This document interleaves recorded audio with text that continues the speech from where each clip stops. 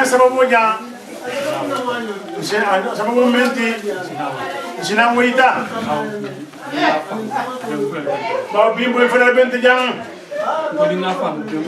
na ga fam be fere bent jang ko ngane ya ngane ya ke rawdatul majalis men to be foka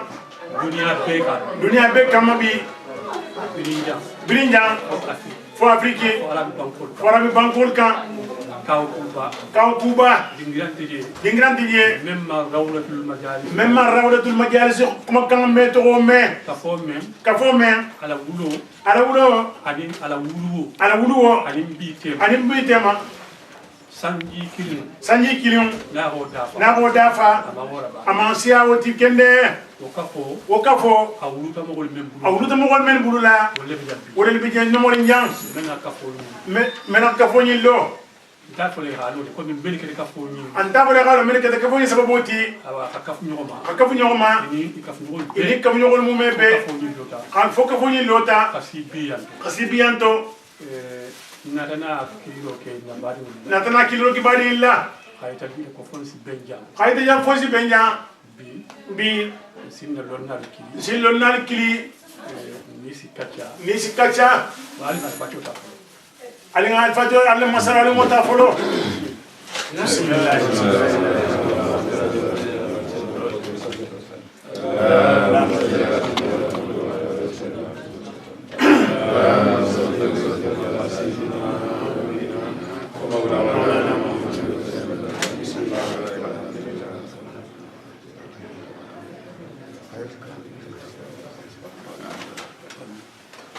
yo wodingirale mu natana badul kili natana badil to bula o badul kono katala bal tataja kono la abe katala yo bal tu ko kafu isi modol yije motivation sto ba et c'est motivation sto kende awa wo mo dolu wo madi kulleti ani yo ba drame katabula ite papa drame la ntendi kumo katabula dim nogol men be katabula fembe ni men wori njang na te kili afo ko ni tuwa ko titani ngol do ko tibaw ko titani ko do me kele biti si benja na mengane ya no wala mu yinti Casamance Gambi lagine besi ben tenyo miro sina jang ngamira ko fana bekela alhamdulillah rabbil alamin kabrin nata muslima ka folo mu ata ko kutem fana bekene wala mu futu sitoti o fana mu kayro mo tambindi nionte membe sigiri jabi membe mo rinjang Abubakar Jabi Rube abata rubele njang pata baki rubele njanga janjaku abata kende yo ala nakita menti ala siremo kita menti jang ni haja ala ko bebula ni ala ku baro mo bebula wala men ala alhamdulillah rabbil alamin muslimul hajo bama badiya dalu futu sitolu yamar lolu kuliyolu adamadiya dalu de la France jamano kanjang si lu men sto lo bake wo mo samedi di an dimaso donc bi ala hajo boye mu bebula pour sinema jam nasi kacha donc be kumo dilama abbe bange dilama mo men be jam ndingilu ndoholu ngafunyogolu mbadi lakhira bulu nguke nyogolu anin si kacha minti dan kono nim nga question soto ebe men posela ma ka foni na ko kama kumo be siarin ka foni kumo be siarin kono dole ba fala ko ngawuli kelo kama ba fala ko ngawuli sufi ka fo kama dole ba fala ko dunde ta fayda mo won ma ko keso to film mo won ma ko keso to kende ka fo ni mo ni halo pourquoi rawdatul majalis alotam kama na bole kacha kan donc Cheikh Abubakar kabrin alaykum salam Gambi ka fo ni Gambi sembo to Gambi bage bawo bi bawo bi sa fono islam kafo men bebe gambi sa fono islam kafo fem gambi rawlatul majalis numéro 1 rawlatul majalis numéro anti rawlatul majalis rawlatul majalis yo o mantra je mumen donc o kammala nyen talo ko yin kafo nyamalo na ko yin kafo kafu bale mu na kanna kafu jomo fanan akiliro ke na président Cheikh Aboubacar Dramé na fero ke na éviter ga éviter ana France baro mi keno badilu fonin kafta nyoma fatafiya ke kabiri na France ate kabrana de France 84 mo ni Amadou Silla lo ala kulli hali ndo senya do male nataro nyin kusi ala taro nyin kusi wal fanan nola ku jamante na fatafiya fatafiya toro warta badilu ali ngambira silam fatafiya dunia kallan ke ya ku dunia kallan ko ya ku fatafiya ko ma kolto ajibe hani islamo bima ahan bunya bake bari ni hajibe alquran on nemo matériellement ma fo spirituellement ko matériellement alquran on nemo na men suta kono adan ka do kende ni hajibe alquran akitabo tafsiro menika safe wala milliard le so kitabo femba jamalu del fata fengo ina fata finje ba na kitabu kilim bondi kitabo men alon ko ka million suto ngato badilu ba fola le sango sandin safer la même safer ke kan ano to wala safer la même safer ke kan ala kila siratullah million le so million de sutu kan fata filu dan da kan comme dron ni mu kuleti wala fa kuba mu kuleti men motivé ko men kan motivé ka profiter islamo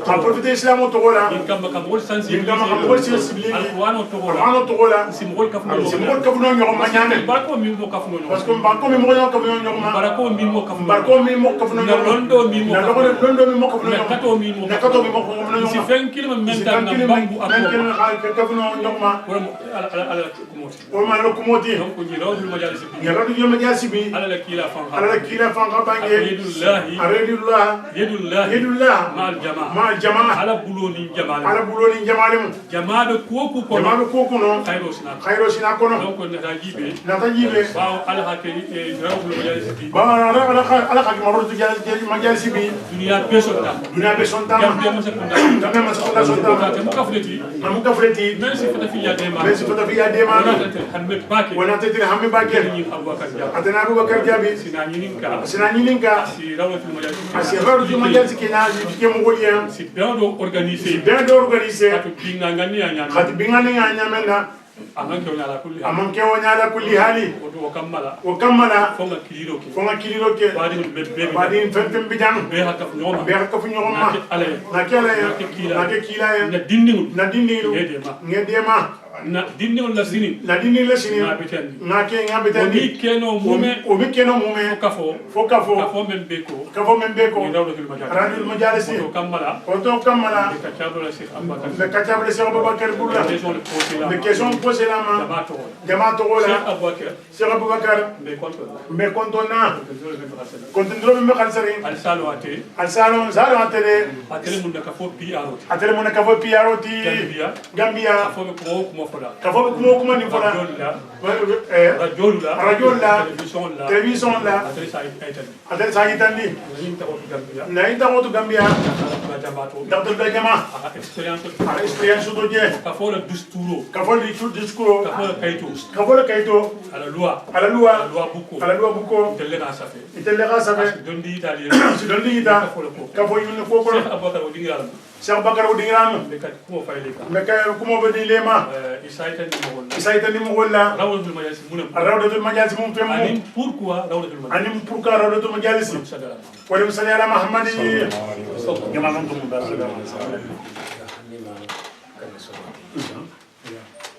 أعوذ بالله من الشيطان الرجيم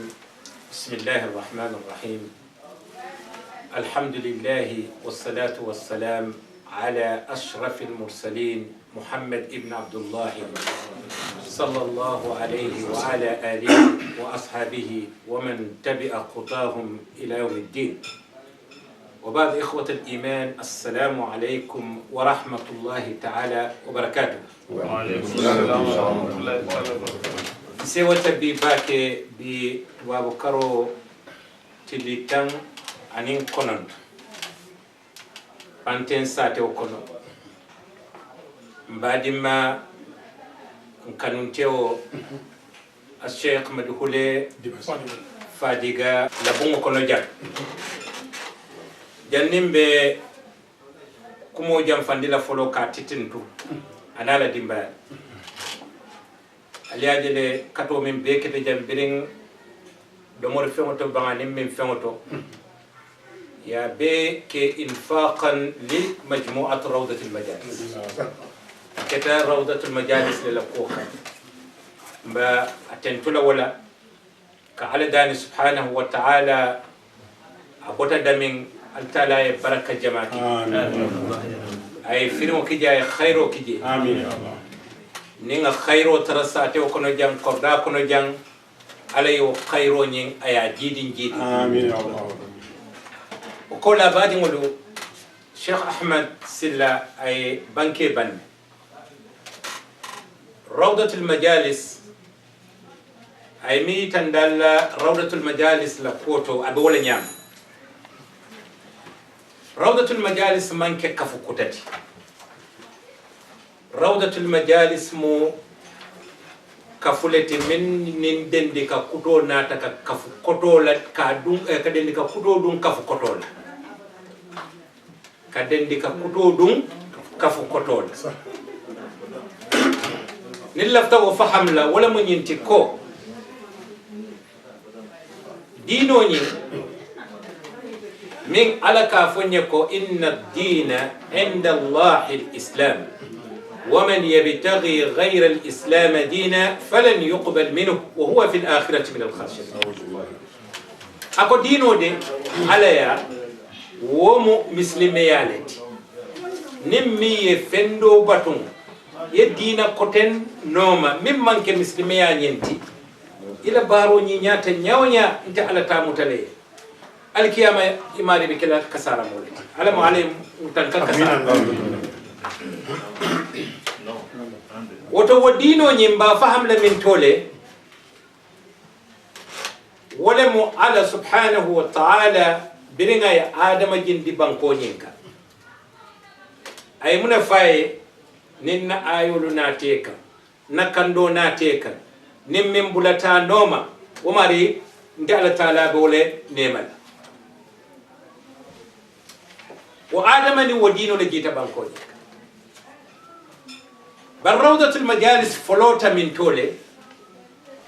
برين علي كيلاكي صلى الله عليه وآله وسلم محمد ابن عبد الله أسيوب السنجي التناني على ياكي واتو منا على كيرو سنجي سبا فلونين أياكي بمولكون على كيرو فلو كتا من تولا فمول بمولكون خديجة لا بمولكون رضي الله تعالى عنها خديجة الكبرى من كتمو فلوتي أدم دين كنداتو كافو كلايا أشهد أن لا إله إلا الله وأشهد أنك رسول الله أفلوتا وبمولكم مو سبب لتا كلا نوما ودين كراي ولم جمانيولتي زيد بن حارث عني سيدنا علي كرم الله وجهه كلا لا كليرو ناتا فنتي على بومكون كتا بنتلا مو فلو من بولا كلا نومو ولكون ولم ابو بكر تي ها ابو بكر الصديق رضي الله تعالى عنه وفنيا فا كفنيو دوليه ikafuta nyoma buita domondi bari fondin kew do nata dum muslimiya kono إكافومية أرقم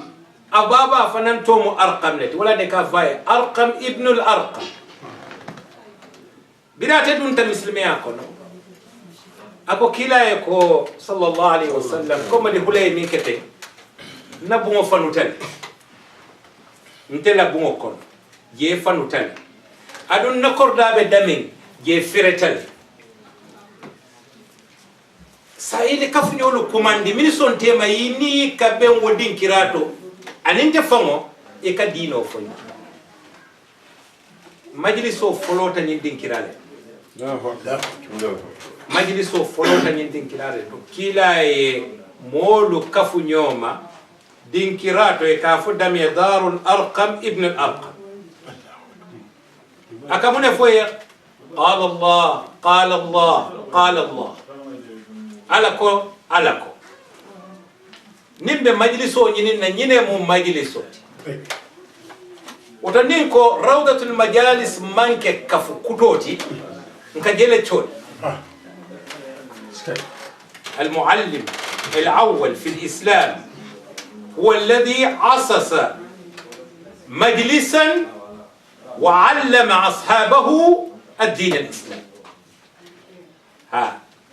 karandir la folo nyin dino kono muslimiya nyin kono atele majliso lo ka kafunyolo ala saibo lo karandi islam wa majliso le yirwata a yirwata fo sanji sabo banta ala ko kilaye kan kularo ke duniya moliye dino nyin kana ke kullo kono kote kila fintita darul arqam le ka dino nyin kankula alota konko kay ka fu dami jabal abi qubays jabalu abi qubays alota nyina kan ay kiliro ke so manda molu bent akoye fodin kali konko nyin ko ma jawlu bi jele dila suwolu ina tale pour ka boyin kalbe la nelba ikaye naam ما جربناك فيك ما جربنا فيك كذبا ابدا ننمن دنيا تنو مويت محمد لمومك الى بالو متنيه من فني بلالال akoyeko ala yanki kakaliye sansamoti alnin jahannamati nali bulatanno mangali kanda kadino itandalla min salifutandi alama ayal dun dalla arjanno wodin kirato ate fani min bota fa kili Abu Lahab ato kendo famu Abdul Uzza wole kila jabi wodin kirato komi mona dingo ye kuma kanne fo jututala kuma kamula yebbe kuru kumo fay تبا لك ألهذا جمعتنا كما جاوبا فكيلا صلى الله عليه وسلم بركيلا أكو أدبني ربي فأحسن تعديبي ماريو ينقلوا لي أينقلوا ني نياندي mari ayen kulunya ni nyandi oto alale kila kulu sallallahu alaihi wasallam ana tamulla kunna tola ko wa inna ma bu'ithtu li utammima makarim al akhlaq ala yente kila fodaji ka nyimma mimbe mo kote ngol langiye kamalindi mini atuna ma fandi jabi wudin kira bari ala e soro nati wala ba wala nteliya ke noro jawo soro nyum fonke noro jawo ti muka karanna salul ha suratul masad tabbat yada abi lahab ila akhir wato ala fawe kila la jabiro ke afala odin kira kila en londi ni na ka foko dingo muka fa beko dingo muka fa faniyandi dingo muka faji neng dingo muka fadu ndi jahannama foning fani ya fandu ndi jahannam khoromo mimbe dingo nim fati makila en karandi wala dim dinkira ala min mudafi wal be dalati wala fani jabi o dinkira bar kila man jabi bari bi imam ari on kallo ila ko e tebe dala jahannam Allahu akbar Allah la ilaha illallah adun kila kole innama bu'istu li utammima makarim al akhlaq sallallahu alaihi wasallam ala inte kila fonsi daji ka nyimmalu siwol timmandi bin tel dingol tel wuluta muslimiya kon dingol ye wulu muslimiya kon wole dingo soto muslimiya kon wo dingo ina la ka foyte e bita jahannam woto adabole adabota ngo kila la majliso kola makka birata ta madina ayo majlisi kilingole lo madina walla safoko adi wo majlisi kilingole ta madina ay jama ngo millo jama ngo nyento e kanyinin ka jele ake jabi jele ake karandi ala taala alquran wala wadin kiraji kila belerin kola wo majliso le yirwata fonnata kuma la sutiya kam maka karamo ba nani so ustaz ba nani mini ya lonko nimbimbe professor le foka bayri niko doctora man futa professor ma professor nimbe wol folaka du fokan dunia kono wol si professor lu karandi dino nyinna ani hadamadiya wol kono abu hanifa bo wolle wala muy la kebat imam malik be wonom imam shafi'i be wonom ahmad bin hanbali be wonom ani lays ani mo kote ngol min ya lon ko ye karambu ngolulo bari nyin karambu ba nano le darajata ito bota dunia ko ike to la ka fo madahibu ni ko madahibu mutaran silolleti bara manke manhajo ta manke dinoti malam fal kam faham amanke dinati amanke manhaj ka fo nyindolo kaminka amambete ya ndebe silo minka wala silo hani bare taran silo le taran silo min nyilbe fansan sai ko nali na kuma kamoje ngayamaro mindi ali kila la hadisoje atayamar kilimo nyento sallallahu alaihi wa sallam barala kila la banke onin telakumo walita alin telakumo fay aliyakumo kila la kumota wala mun telataran silo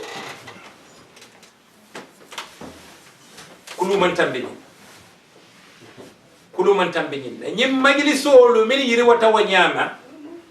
wa majliso le nata fo idunta tiliki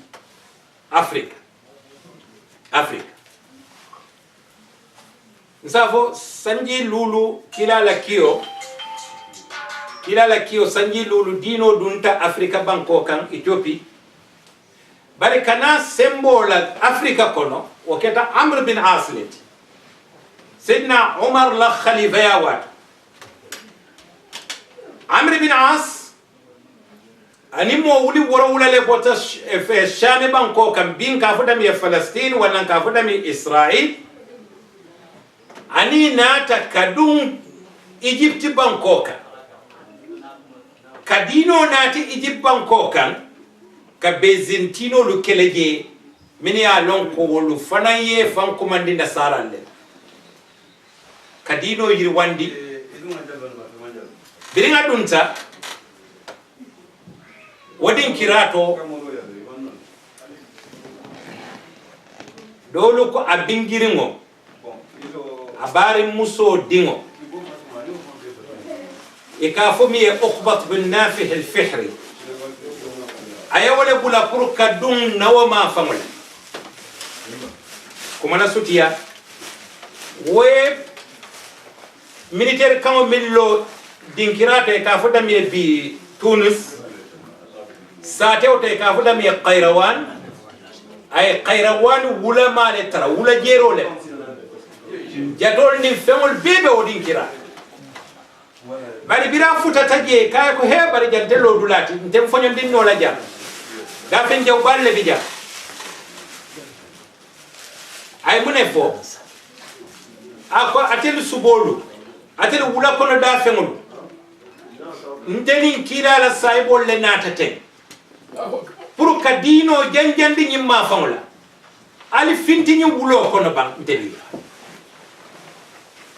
badi wol ikoy ñaaye salije e ñaaye jatolu je be borla kabo wulo ñin ko sali kabo berolu ko ana lakkile kafo moli yejiya wala bi kafo sate wala khayro wa ukhbat bin nafih al-fihri wala nala kile kafo kuma la sutiya kan nata kadum empire kono emperatorio kono man samaralo kono e kafo mi Ghana empire wo Ghana empire wo boyri ngole empire do lote kafo mi ye Manding empire Ghana empire kabo Ghana kata fo Chad kadina wala fo Mauritanie kaji wala kadante la Gambie Senegal fo Guinée Bissau bebe o marolo biri wo boy tele Manding empire lota Manding empire fananda marogo bele kan badi mo okubatu nala kele kafo na tele fois futata fanka soma mimbe americaning africatin ako ninga lonnu ko sate be nyim bay fanka so nyi ko mala ninna sobe dunna banyi kono le ngafuta wodi ka ala kila la kiliro futandi sallallahu alaihi wasallam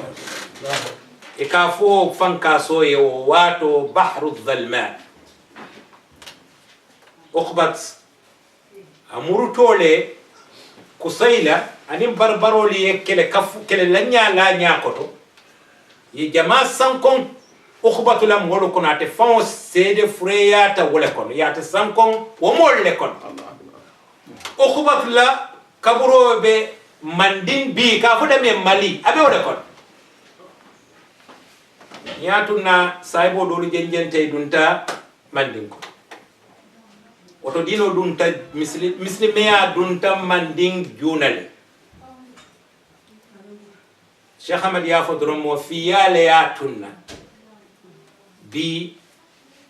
ni mo fiwo nyinin ka fengo fenna dunia balwo kono mem mutatawuro de ka fo mi nyato ta yirwoti civilisation oti kuningoti isintara ko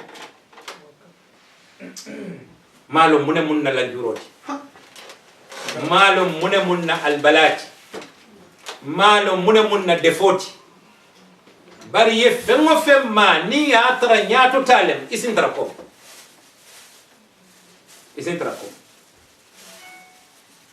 wabe molia kataba wa Manding empire kono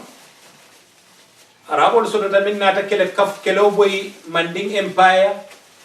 biriya moy ka foko sano ka fali Manding ne komi e nyamo ka fali nyami mun kamma Manding man sake kilin sodata woman sake we dino kanu aka arabu kan fole ko arabol ka arabu kan fo nyami anene man ta arabu du karam wala karanta Manding jele anatana sani jamata ay mo jamata anita ta hijol wasano mi anata ta binie America la bidje America la keso mebe ila mimu ila bidje te kala man sakunda tamandi min ila bidje niya ani wosuman kanku musa ni min tata wasiata America tati sinyafula Allahu aya sammamu ne kama ko pour ka di miskinol fuaro la ke mako bira futata Makka masha Allah ikawata ma yajibe akate fe ka bota nan duniya dole nyine ha to bondi asay to nan ka bonan Makka kasay nan kuma la suti akam bari manna tariq fola be rawdatul majalis laytandika asayto nan anata Egypt Jamiatul Azhar otumo wolungo ni be karambul fola Jamiatul Azhar kola ika karambun dingol atelemu mislime banko be kan karambum bati akoy alimma koy karandir lalu to bin nimmi bita ndefanan na banko kan foy sinna bolu karan na molla londo dan tadame foy sayri wan yemo warawla diya itene be dikire milla ko karannan la buyti kan ko musa ni nata Tumbuktu ayatara dum karambum babe jende karambum babe kum Tumbuktu ala Tumbuktu karambo to birani mo worolo sambaje mo saba soto ta min ya lon koy la londo man talibol la londo si woto ni tel mari lafta qaymala ka foko Afrika sani ne dino dun taje sani ne muslimi ya dun taje be nyina rimba woluna ta Maroc le ka fo da woto boy ka fo Maroc lo ma fo le Andalus itata woleto Andalus ya jibe Maroc kata setta la ka dia la ka dum Spain kono ya fa bakar nyim be mo Andalus le to wa wolu tate la karawon la fa woleto pour kana ka karandiro keno Tumbuktu karambo mandin to la finto fele dolu nata ka jibe fon sitano jula yala jiba nga fen soto je dolu nata e ka fo mini e jasuso lu kana kullo bankoni na kullo lu jibe kalo mune atun na nyimbolu ketete kisikisilan ibnu Battuta lu tarato molle kono mini ya lon koy nata mandi oto bati mol ndelu mu molu ni ko mandinkolu amanke ko fola da mati fengo fe ni ko français le france jang fengo bi janne ka fo nyaadi le Breton bi janne fengo bi janne ili ndi woni membe jang Korsol bi janne Alsace bi dulali bi janne min ya lon koy ka kango min fono imanke kininti bari Napoleon de ya tunna nyin be ka kan kilim fo ka fo mi France kaw bari kan jamal le bi ja oto ni ko manding mu ko be ngam min faale ka bo Ghana kata Niger ka Guinea wala fo Senegal Gambia Mauritania Karakino ka ji wala Guinea Bissau Guinea Conakry wala bebe mandin na marola woto kanjamale bije mino kaf bari la man sakelu fembalu keta jumañol leti kafu miniye sarahullo ñini atuna wato sarahule kamole sembo warata kandoluti wayatun na kitabo fasarlalu jama baka kenum sarahule kamole ya ba bake yo kuma la sutiya kamma lonnalu mini bo bankolo kan inata naje kafu ko natiliji kono dulanu bi je dino man futa dal wolle keta katalati kadum wo wulolo kono wa alaykum assalam kadu wo wulolo kono assalamu alaykum wa alaykum assalam alaykum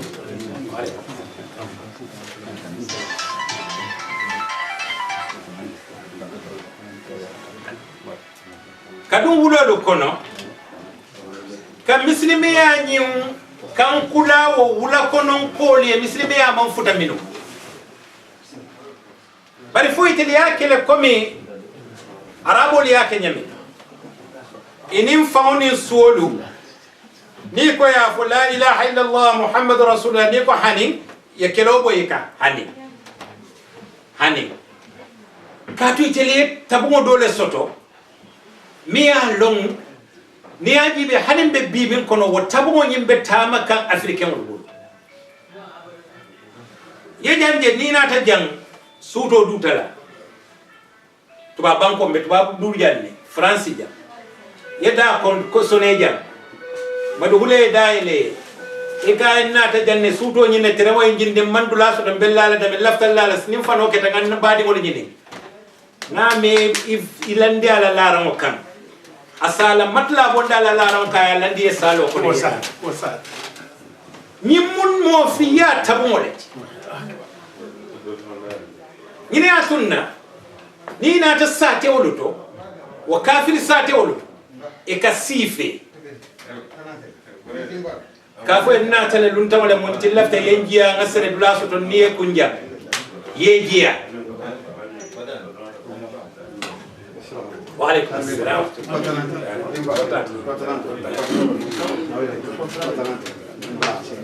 nende bunda nimbe bunda la ko yalla dum sigi quand commence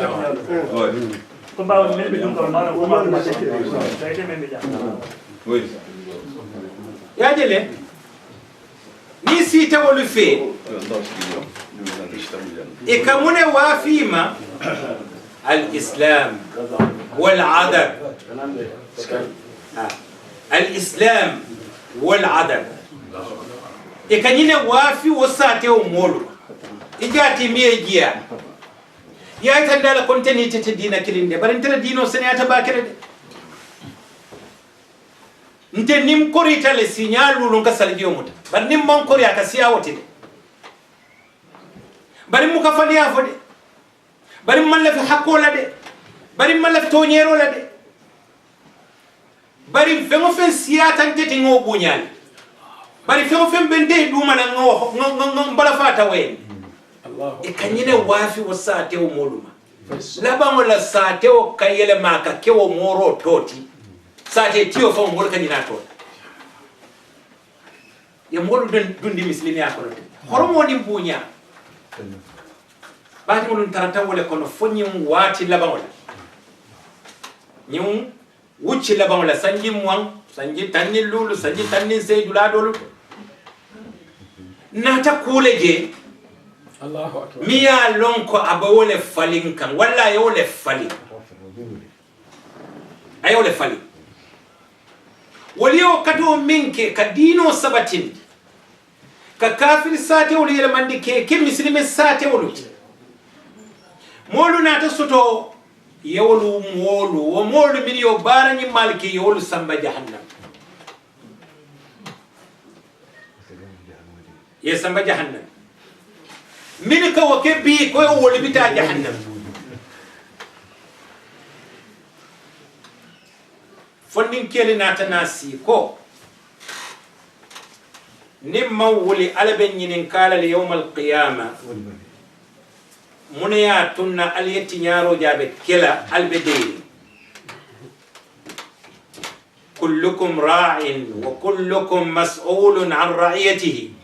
albe mu kantarla lati kantarla o kantarla be nyinin kala la kantari femula woto nyaba la tinyaro be keri ningande kan alkiyama le be nyinin kala minu nene malon ko tinyaro le keta wolu be dun ne mistake o min kono ndel fananna responsabilité ba kono Allahu akbar fondin kel na ta fo to ali nga wuli nga ñoo fahamundi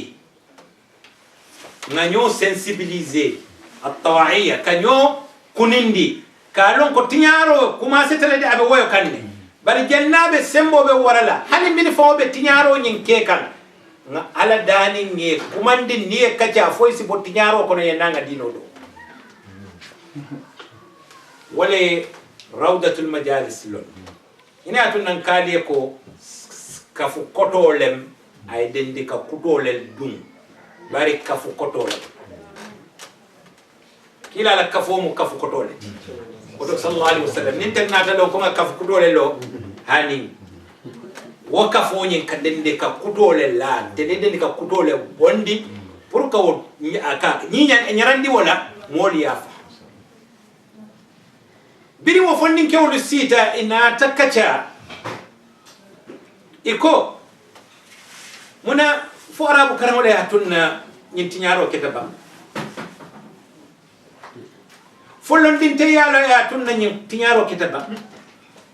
fo kunim bali yalo ya tunna tinyaro ketaba yakisi kisroke gambe nyol sifalo ala qawsu fas rahimahullah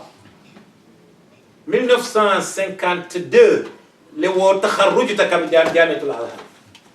52 sanji taworoning fembi we graduate ayala lisanso soto jamiatul azhar kana gambia oto arab kala mete jela ko ha oto ngajibe no arab kala te defoti katun na kebal min fon ninga jibe ka letterol min ki nyoye wali arab kam wele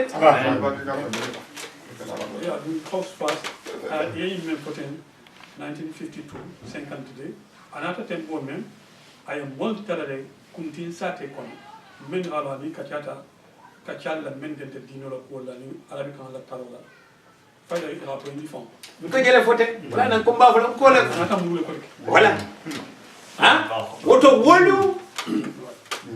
qawsu fasibita karamula wato mi arabo karan gambia ay dino karan gambia tata jamiatul azhar akaranta wato mi nata ay lunnal tara gambia ay lunnal tara gambia ay lunnal tara senegal ay lunnal tara guinée conakry ay lunnal tara afrique triji woto londo manque problème otide sai mon problème otide jabi c'est-à-dire o be ata diri mo wala mon problème afo kulubalia kudu wala dasata kudu wala dasata mandiye ade do soto dino nata mo ado gondibul yalo ngalo kata sunnoto sunnole bari mba fonko sunnoto ke wala ta sunnoto ngalo ko sunnole musola ta sunnoto ngalo sunnole nimba fula han musola ko makrama bunyale kitabul yasaf bari mba jela ka fuko ndele fe fentara kila la watu akake kila mam modu fatandala sunnole ya fambate bari ka modu samba wulo kono sa tewe bantala ke mutaje fo karkilin karifula ye fo musunol fo dimi wasitara mo bala fo karifula man kende woto kuluro dole ka kewoto kuluro dole ka kewoto pour ni nata suo kono e tanni bitaw sunnoto e ka kenya minke ni nata suo kono e o kenya e falling ha hanni siyo masi mole e fana mude karibu kindama ja karibu ke bare ha ni mutta biela timbulu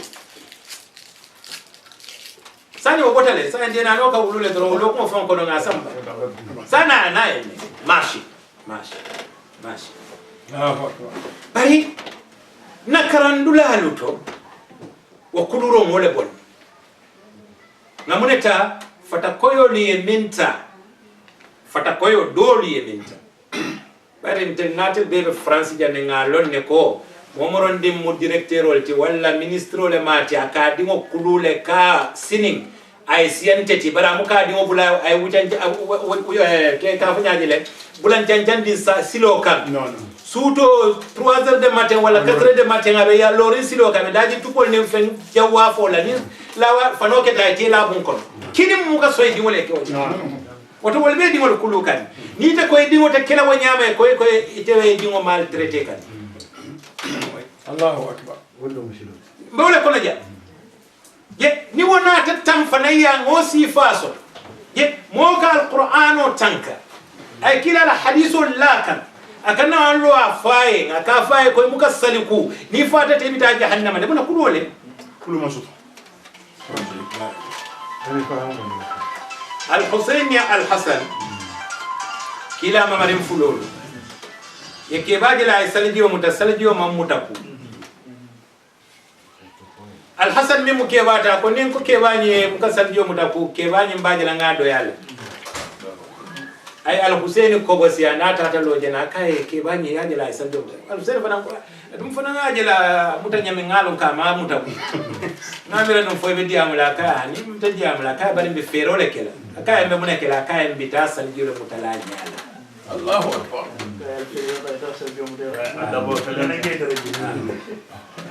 al-Husayn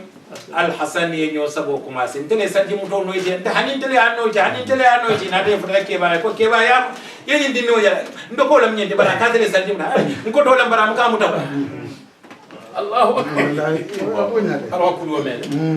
al-Husayn al-Hasan kay ko ba batsayem batunga saljiyo muta yeki tiyo tentem la hawla wala quwwata illa billah al-Hasan ya saljiyo muta akakenyame fa faret ay kalimatu shahada la al-Husayn ya saljiyo muta kakakenyame fa pareta ay sa kalimatu shahada la ke baya kundo ako ya tele tansina ga alja biri tata ko yo yinna tan tele karande saljiyo Allahu akbar badi wala nyine mo kulwoti nyine mo kulwoti ha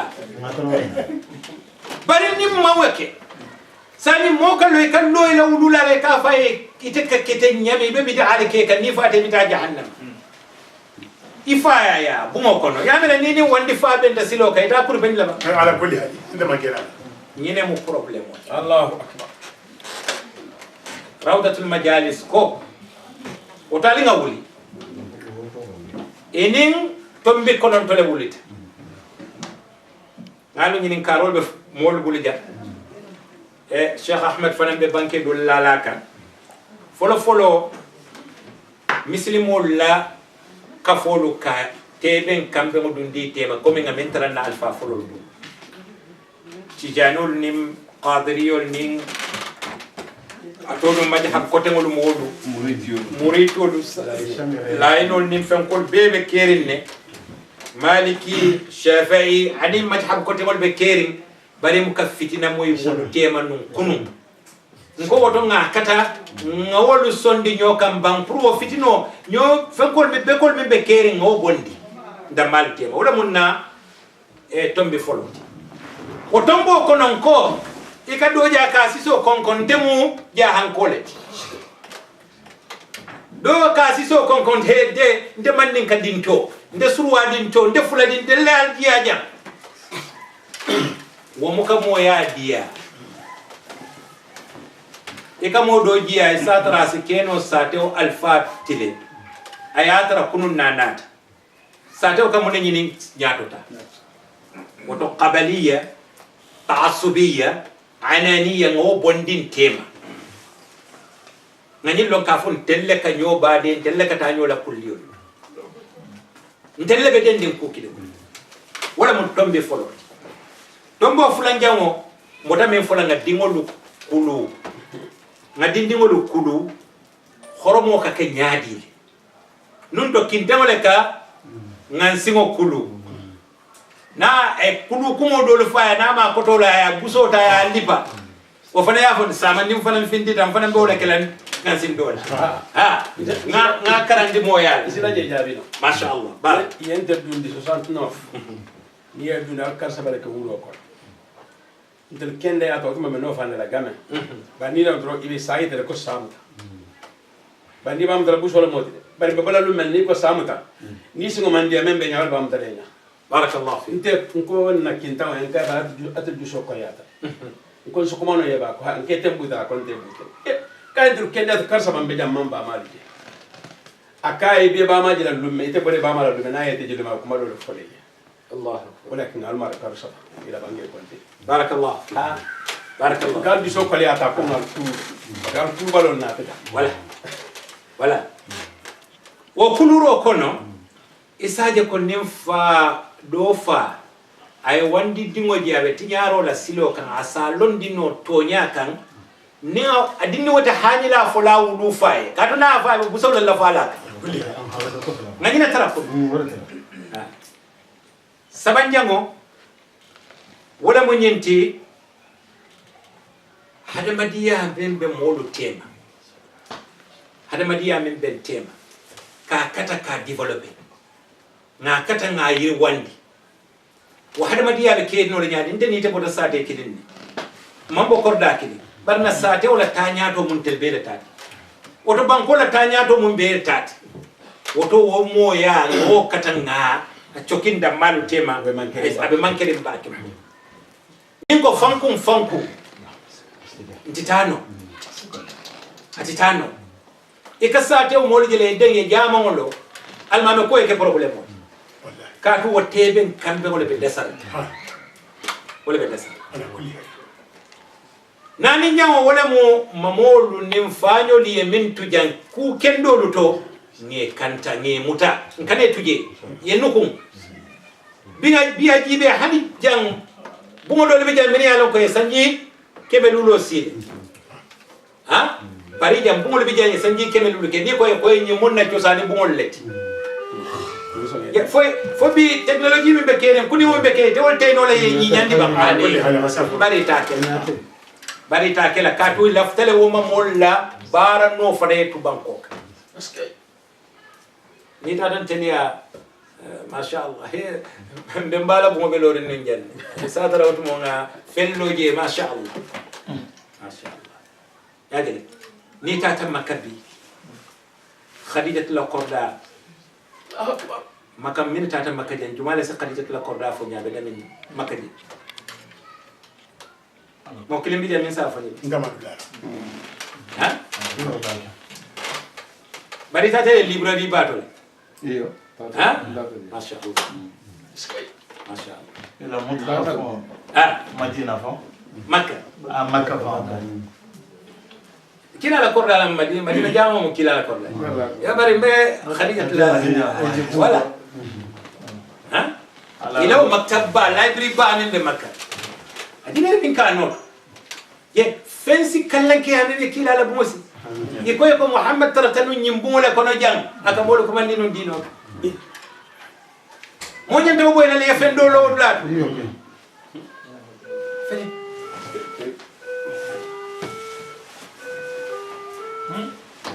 nko lulu njango wala mo nyinti sañi majlisolu be keri nen non kono ibe nyomoyri bari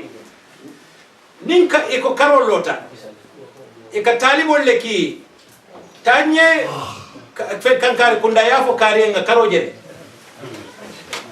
ndel laftale sañi wo betra plan suru ba kilimo ko bari ngalo ni ci salatul be keri telefonol be keri radio be keri televisionol be keri oto say ding bentanga kafolo mi alonko ni wo kusifa na tanga jenjen dula be ya moy kafuko kankar kunda kol kari nyolo ko karolo tale ite fawola dimbaya go kari nyolo kono oto waye wasale ibaje la kafo itafula sate kilo kono salifula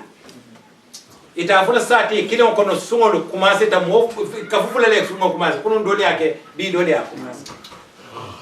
fo mo kata itara pal balera ba kilo ko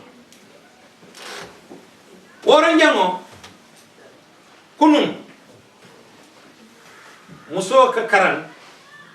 niyani nen ka fatiha nin salif soro lo kola mam fen tanka akumola ikamana fa muso la karam mawsi bari min be ka karam majliso to muso ka be lonne bari karamo ka muneke ni talibe min nati hanna tara wo talibo la siyata la no mo nyodo ta safa e karle mo inati ala ko be ka tara wala bu oto fen ka tama majliso to muso ba kalama yajele ya long kibaro la min ka foye bari ni ko ya karan kitabo to muka karan ko woto nga kata ni karandi fana ya karan fananno Imam Malik na wala akarandi folo yanna ba sambala karam moto Madina jabo ko woto isiwo fanan jidindi no len nakko woro wulan jango banku wo banku nin nemo na taje munaka bula no ma fitino banku wo banku nin nemo na taje munaka bula no ma fitino essence ko lomol be banku men kan nyaaje la min biji Suriya londo me dasa biri Muawiyah la wato Suriya Damascus ketal londi bungoti fombe be minto nin londo lam tonni te kelela bibe ño fakam nin nafuluti yalem tonni taf kelela nafulo mi be banko ka sisa ni atala ñote ma be wasala bari be ño fakam mune be dasare wodin kira to ño faham bali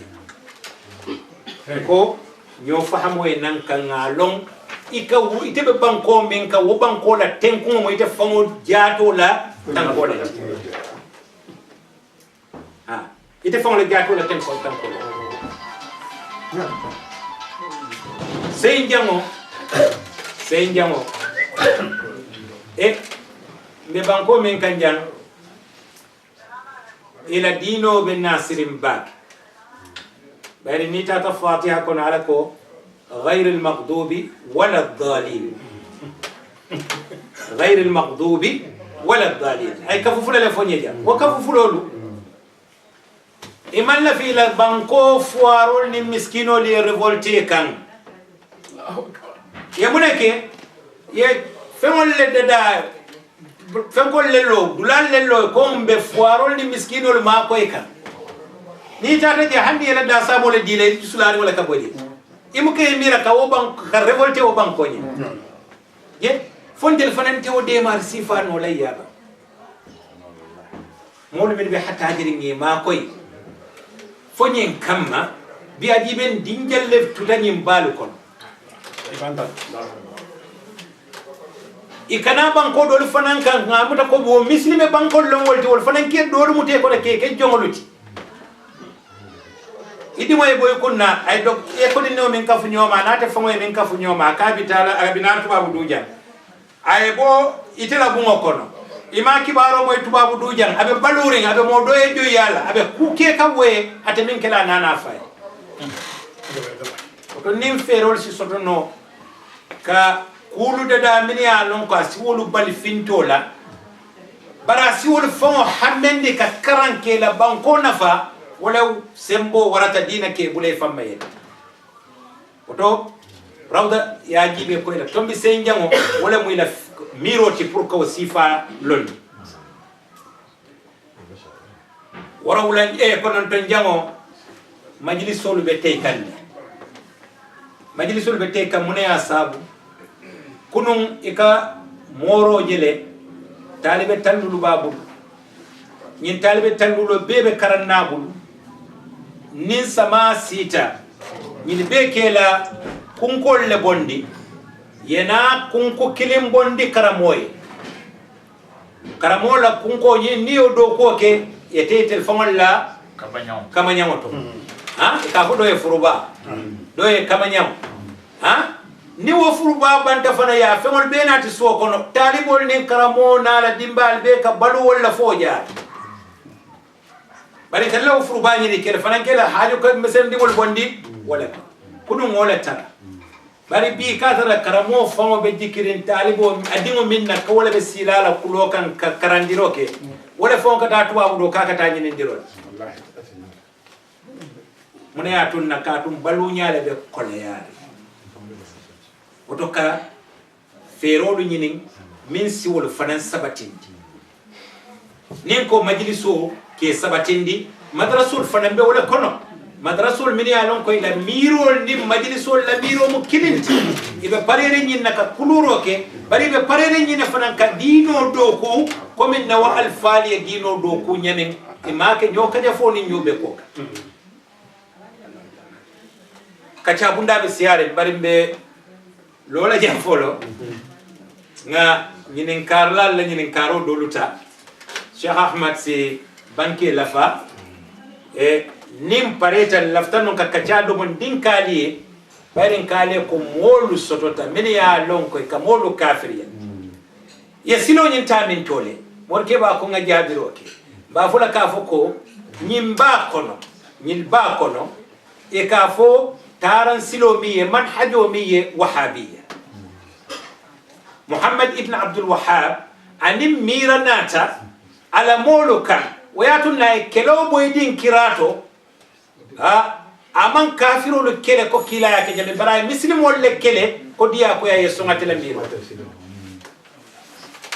wala tunna bin kam modolu je e ka bomo siti fango bala e ka dun jama kono e ka feten jama kono e koybe jihado le la ni fate bita arjal la hawla wala quwwata e koybe jihado le ni fate bita arjal ya fam bakele wo ay fenna fo fento modum kam badi mon dingol le moy dokol le moy kafjol le moy ko wa alaykum assalam e ko nimmi ya siti e jalam wala siti bala wala musafoti mi e moria ke mari be jalam batol shihro e bol la corte e bol ke kan ya fam bakele laftanun ka ate famo ala kitabo kona ka fo mi e kitabu tawhid adiyamuta alaji safo laji laftanun ka domondin kacale no woto inshallah ni wato tatan swala bari mbota dami je jam fata baake ya bari sayin si bari mo bulay ni karol ke masha Allah yo jandimbe ni karo bulala ko birin ka foni ya la kacale ni ke foy pareta e ko sanyin bari mbe jama la bangole kono ninga nyim fonda malte man dan tajan dron abe kala ikafo min ittifaq al-aadi wala mo man ni kol ka min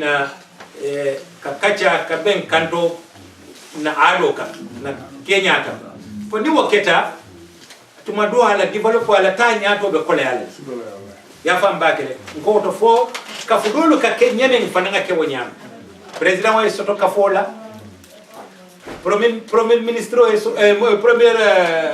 vice president wa soto ala secrétaire wa soto ala alaqat al-amma mimbe kafoni molu tema ya soto ala adu president fana na soto ala president fana nyanta yamar lalle soto la mini ba fulay nga keten kana keten na tawulto tombo ka alonde Gambia adu belafla wasifa elo Senegal belafla wasifa elo Mali belafla wasifa elo Guinea Bissau Guinea Conakry Mauritanie Burkina Faso Côte d'Ivoire nyimbe taso to munkama katum ila mansolo mankin kilin banko dol bije angale fono le mu dol mu portugais leti dol mu français leti oto fol be la droit soto comme banko kay nyanta droit soto la nyanta Gambia yake fol talo taw nyina mo ila dusturo te ka fol constitution ila constitution no la nyenti inata motombon miya lonko ya je ka foko wo moñi akaranta majliso leto atata londo la fa arabolia asaitana nata do ko ke mansaye min tara fa sanji tan saba konto aketa diplomatoti aketa ambassadoroti woto ninga tara moñanta tinyala wala nyanta katinya bar nataje ko yara kulubali ale ka motinya bari london te ya fam bakede nata wole tombon ka ke ka fola nyaton kote ka fo mi alhaj baba abubakar Dramé Gambia la ambassadeur le matin akaranta Gambia le ay majliso ke wala to faaye karamo fahamu atata la londo la fa Egypt Jamiatul Azhar faya la diplomo soto anata na seynan Gambia masha Allah ayeduru koto ay ngalew fanan karan aka safi arabo to nyama aka safi angalew to wala nyama ya fam bakere fo man sakunda to mon kate ambassadoroti bare wonya rande niyaje ba fula sai na botan majlisu to karande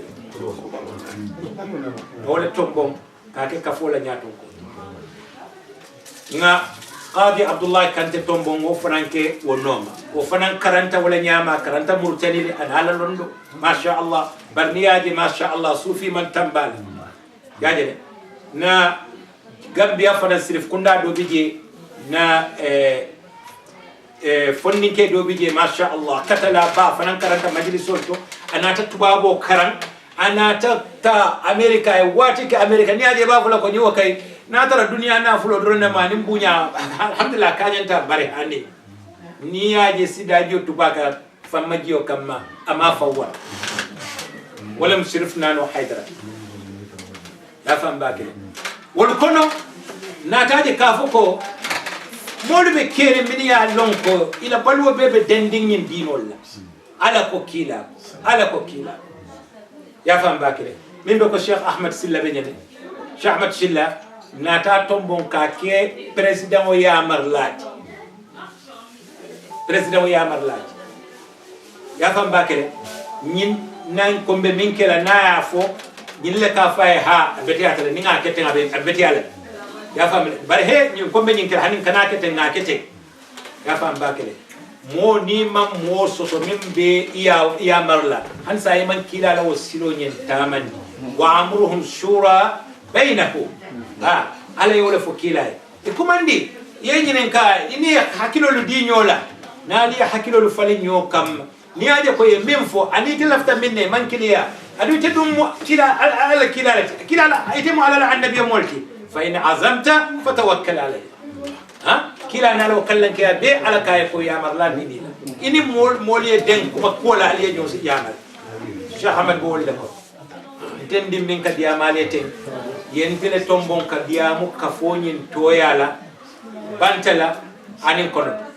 ka kafoyi tandi molla komi londo la doyaka anim fahamola doyakan kumo no baliya kan yatu nanale tinyar wo tinyar je kumo nyil ko nga mem faale ten ka fo man kiyala wo nyama nte fawla kala mutabaliya le yatunna atinyata wo nyama ba fulani assalamu alaikum wa alaikum assalam bari ala kumulde ramu majalis la kamane sai nata no bal ko mel to kan karoke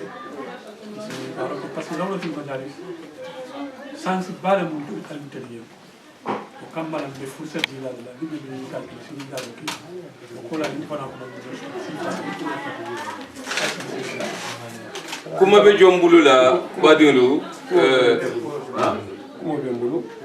ndabala kuma le jaati dame fo nasin na fanna balu ko bismillah bali bismillah dame fo nasin na fanna balu ko na tu setan na kende ko la fa dana ko mo kana ayo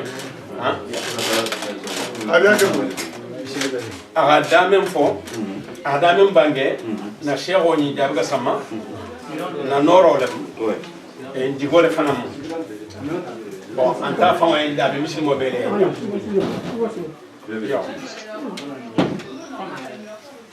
na fatafinya rotaro na fatafinya rotaro amata bla fulala ngol fanan blan na ko kono runga mane ko tilo o munti ni karimo menje sigiri ya on ko ni gani ko te jago isia ni kamri menje sigiri wala bidala mo fa la digo to safala antum man nga fa ka fa ko do sia balla ni mal ko le menje sigiri ndigol mi fulo be ba ni gani ni ka sa ko mun tabe ta khalifa la mo na kunu so ta safali nga mun jabulu nga kallanki yala jabulu nga seti si wala harin si wududi ba nga kallanki amenje buru ko le ngel la katam fanna e pour si mbodi bo kono xamula kinanya adi haka ite fanan kafto mete menje lo la jude para bente ma bu ngolel kono ni gaje kafo in kono jam me sapla nyoma ni me ngokul koros isa fa ni me nyoma kala para ke mas ki jabi ko nga fer nga no consulter bu ngol kono namana kafo ko ako nga fer ke nga kulu nyoy mar ko le ni karimo ni na kafo plus 20 ans akambo men ko na balu ko ala kana na digo tidi ko amin ni ngo ko te mo ko re dan sai wallahi bes nyoko bes nyoko de ma di boto bes la ko di tan nyoko di boto parce que bulo de be jomi fono bena kera adu ni xela ni jetilo men to bi defon dimbe so lam ni ngon sin ko to dron amerique ba mer wa do khalifa en alma ni nga do waye mo fon la baro wine ndaka men ñu sutala bangi ko nimbe muna fanala bangi fulo lam ko ngandi ngol kulu nte dingol mo tan sabala be mul jamani par alhamdulillah e xane ñi karimi ngala ne ndoko dingol ma ñame ma xola na ko na te diayo dingol kulu nya fananna bare ko kulu fole de e xane injabe ke men no mari sani abrim bangi do sani harbi so de mesalam be kasila mbaya ya pachari anin mbemba fode sabulani harbe no nimo bangeta mo wala bangira lodo di mo xoma hakilo di wol mu ganni net karam ko tuba fode sabulani ni sabulani la ma to ko mbaba ga fo nyaale sabulani la bar mo ko sabulani karam ko wala kala karam xana mbaya ya pachari memba fo baba de wala mbaya ya memba fo de wala mbaji mo adi wala mbata sliman ko adi wala mu mbache no dinanit memba ya di memba fo baba de wala yinde bar memba fo baba memba karam memba fo cheikh memba karamba ñu ga badi ñake ñame ndi an ko be ba ke wonya ala ju be dro la duri ko bara ko memela bundal la bi amak tan fi la ñu to al gambi ju be dro ni bemba min be gambi ko sabay no dra gambi ali hari mamar ngol jube mamar ngol to ni bemba fa so na ñu wala fele ko do dindi be kala ngere mbala ko no mun al falal ma ñu ko mutam ndebe no na jabi la ko mon den rombu se wata damen na ko ngandi ngol kulu ngada jigo kela ako nga ñu ko mutam نينكو فلا يترجع نجابنا نمن تو مغالا بانجل صلي على محمد اشياء فهم ولا مجال بسم الله بسم الله الرحمن الرحيم اللهم صل على سيدنا محمد وعلى سيدنا محمد صلى الله عليه وسلم ngal fa la bangi mele ada ta bentan parce que la magal ta ta mon na ko na majhabul ko na ko اتباع سلف السلف وكتفال أساري إلى بانجي بالمدموع نم بانجي تدوكا خاتم مبوكا مهرو لنكونا بارساي بوك دولة بو سبب منجي كرانا كتولي نسال من نسال الجي نتكلم مسؤول كان دولا نيو سالو لو كان لو مسؤول نسمو كتاب الرجوم نو كتاب ينجي ناتلو كنو ما عرب سفياتي ما عرب أمريكا يقول نحن نسميها أي أجنبيين نعلم صبياننا لكي ألا يبدل أخلاقهم والمذهب نصرت أمريكي أني ريسي إكتر ميسو كلام ناقتما مسك من كلام مقوما أكلت الكلام مودا أكلت دين مودا كلام أسنى يقول جوي نصرت لهم كذا وامين لهم ومكمل في النفاق من المكان مغنتر يقول جوي